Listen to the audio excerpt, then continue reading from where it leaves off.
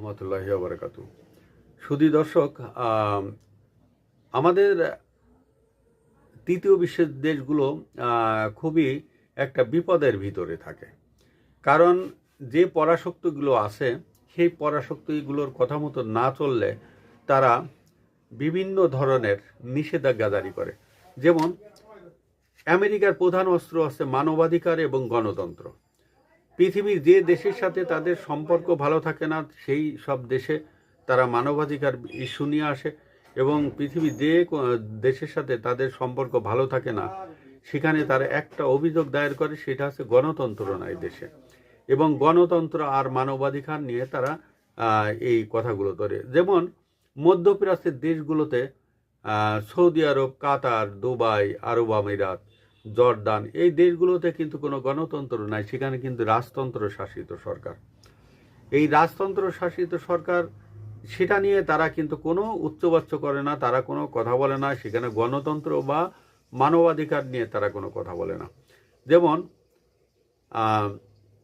এই সব দেশে অনেক মানবাধিকার লঙ্ঘন হয়, সেটা আমেরিকা তাদের অভ্যন্তরীণ বিষয় বলে অভিহিত করে, এবং তাদের কোনো বিষয়ে তারা হস্তক্ষেপ করে না।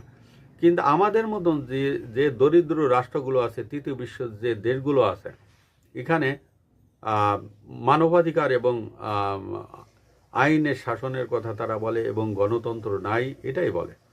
আমাদের পার্শ্ববর্তী দেশ যেমন মিয়ানমারে কিন্তু কোনো গণতন্ত্র নাই, কিন্তু সেই মিয়ানমারের বিষয়ে তারা কিন্তু কোনো কথা বলে না, আর মিয়ানমারও আমেরিকাকে পাত্তাই দেয় না। আমাদের দেশ যেমন তারা অহরহ সবসময় কিন্তু একটা হস্তক্ষেপ করে। সাবেক প্রধানমন্ত্রী শেখ হাসিনার সময় অনেক হস্তক্ষেপ করার চেষ্টা করেছে, কিন্তু তারা কিন্তু পারেনি। এই আমাদের পার্শ্ববর্তী দেশ যেমন ভারতের মানবাধিকার নিয়ে তারা কোনো কথা বলে না, কারণ তারা শক্তিশালী দেশ। চায়না অনেক মানবাধিকার লঙ্ঘিত হয়, চায়না কিন্তু হাজার হাজার লক্ষ লক্ষ মুসলমানদের ডিটেনশন সেন্টারে রাখিছে, কিন্তু এই আমেরিকা কিন্তু তাদের মানবাধিকার নিয়ে কোনো কথা বলে না। যত মানবাধিকারের সমস্যা আমাদের বাংলাদেশে, কারণ আমাদের বাংলাদেশের দিকে তাদের লোলুপ দৃষ্টি আছে। এই সেন্ট মার্টিন কোনো সরকারই দিতে চায়নি। সেই শেখ মুজিবুর রহমান এবং জিয়াউর রহমান, ইরশাদ, খালেদা, শেখ হাসিনা, কাউকে এই আমেরিকা কথায় আনতে পারেনি, যার কারণে বিভিন্ন সময় রেজিম চেঞ্জ করার জন্য তারা অনেক উঠে পড়ে লাগিছে।